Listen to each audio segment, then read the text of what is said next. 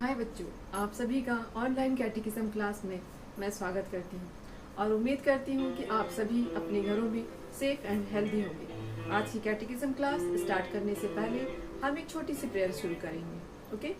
हे पिता ईश्वर, आप सृष्टिकर्ता हैं। आपने सारी मानव जाति को बनाया है। आपने हमें इतना प्यार किया, लेकिन हमने हमेशा आपके साथ धोखा किया। हे ईश्वर, हम हर पापों के लिए आज आपसे क्षमा मांगते हैं और आज के इस सुंदर दिन के लिए आपको धन्यवाद देते हैं। हे ईश्वर, आज के इस दिन मैं आपके चरणों में सभी बच्चों को रखती हूँ। सभी बच्चों को अपने छत्र छाया में रखिए। इन्हें हर बीमारी से बचाइए। इन्हें इतना आशीर्वाद दीजिए कि ये कभी भी आपके बनाए विधान को भंग ना करें। आपके द्वारा बताए गए नियमों के अनुसार अपना जीवन जीकर एक अच्छा क्रिस्तीय बन सकें।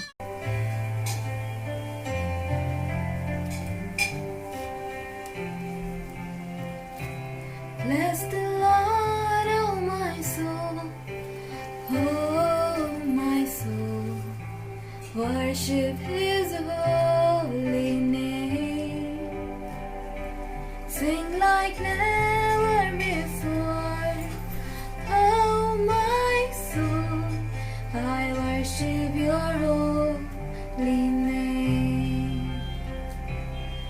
The sun comes up. It's a new day dawning.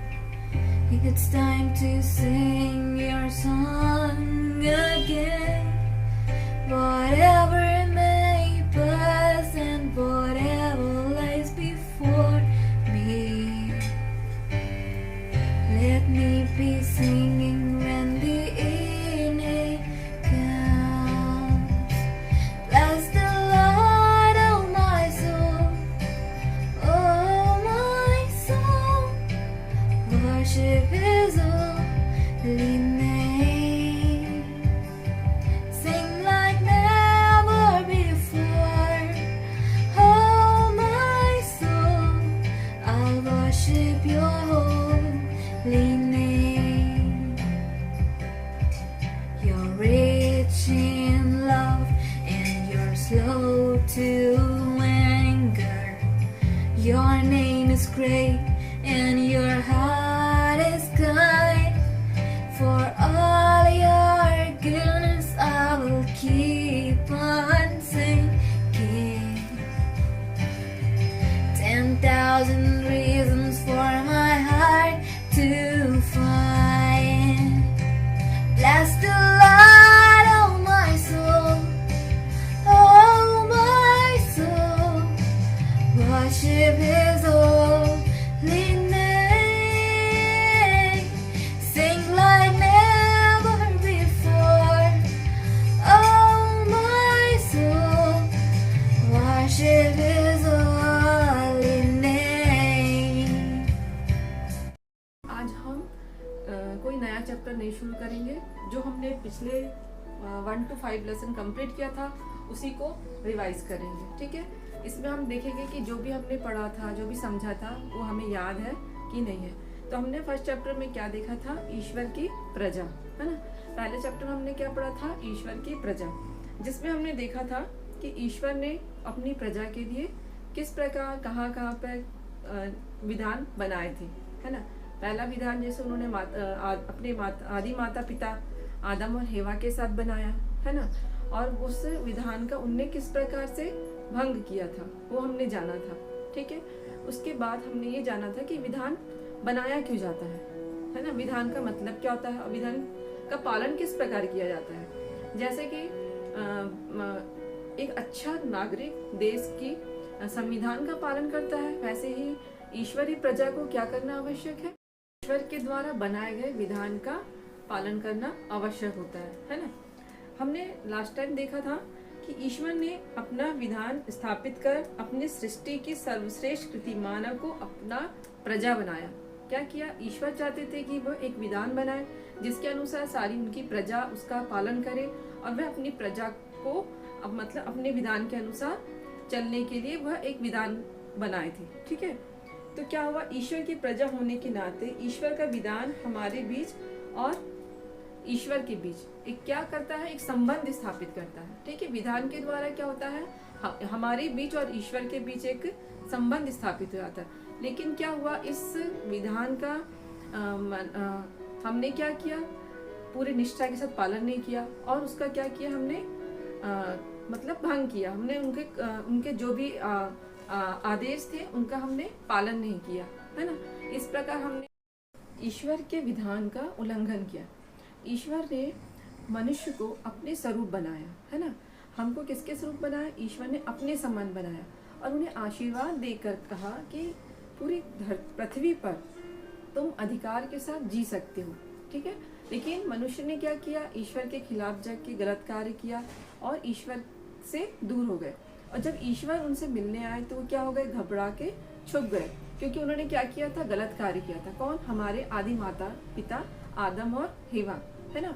जब उनको ईश्वर ने आदेश दिया था कि वह इस विधान का पूरी निष्ठा के साथ पालन करना है, तो उन्होंने नहीं किया। एक छोटे से कार्य के द्वारा उन्होंने उस विधान को भंग कर दिया। ठीक है, ये आप बच्चों, आप उत्पत्ति ग्रंथ में अगर आप पढ़ोगे तो पूरी स्टोरी आपको समझ में आ जाएगी। ठीक है, तो हमने उत्पत्ति ग्रंथ से ये जाना था। फिर हमने आगे क्या देखा था, नूह की स्टोरी देखी थी, है ना। नूह के बारे में हमने पिछले चैप्टर में पढ़ा था, है ना। नूह किस प्रकार का व्यक्ति था, एक सदाचारी, ईमानदार और ईश्वर की राह पे चलने वाला एक सज्जन व्यक्ति था। ठीक है, ईश्वर ने उनके सामने दर्शन देकर उनसे कहा कि संसार में बहुत ज्यादा क्या हो गया, भ्रष्टाचार फैल गया है और लोग क्या हो गए हैं, गलत रास्ते पे चलने लगे हैं। तो ईश्वर बहुत ज्यादा क्रोधित हो गए और उन्होंने क्या किया कि नूह से कहा कि मैं इस पृथ्वी पर जल प्रलय भेजूंगा, जिससे क्या होगा कि इस पृथ्वी के सभी समस्त शरीरधारी जीव जंतु सबका क्या हो जाएगा, विनाश हो जाएगा। तो उन्होंने नूह से कहा कि तुम इस प्रकार का एक जहाज बनाना कि जिससे उसमें तुम अपने परिवार को रखना और उसके साथ सभी जीव जंतु पशु पक्षी सबके एक एक जोड़ा उसमें तुमको उठा के संभाल के रखना होगा। और फिर नूह ने क्या किया, ईश्वर की आज्ञा के अनुसार एक बड़ा जहाज बनाया और उसमें सभी प्रकार के जीव जंतुओं के एक एक जोड़ा उठा के उन्होंने रखा और इस प्रकार उन्होंने ईश्वर के आज्ञा के अनुसार कार्य किया। ठीक है, ये था नूह के साथ विधान।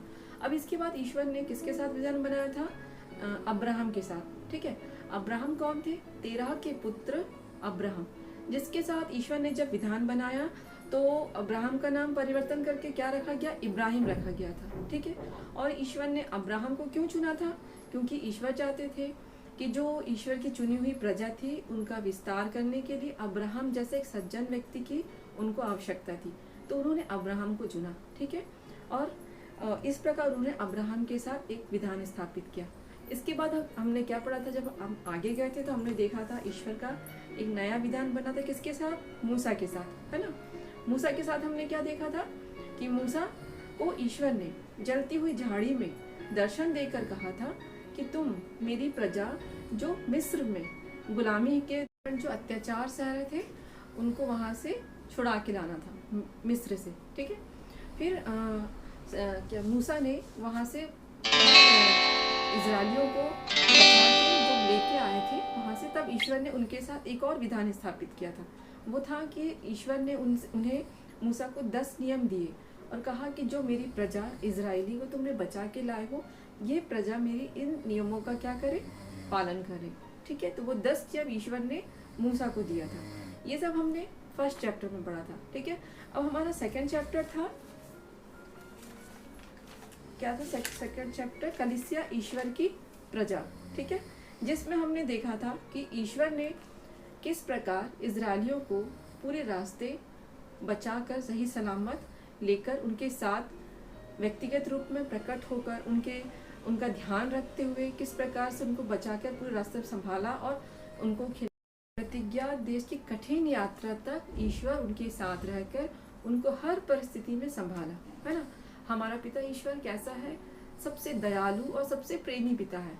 उन्होंने हमेशा उनकी रक्षा की, इजरायलियों की, लेकिन इजरायलियों ने बदले में क्या किया, ईश्वर के प्रति अपनी आस्था ना दिखाते हुए उन्होंने गलत कार्य किया। फिर उन्होंने ईश्वर के साथ क्या किया, बेवफाई की। किस प्रकार, उन्होंने नकली देवताओं को बनाकर उनकी आस्था करना शुरू कर दिया, जिससे ईश्वर को उन पर क्रोध आया। लेकिन फिर भी उन्होंने उन इजरायली प्रजाओं को क्या किया, क्षमा किया, है ना।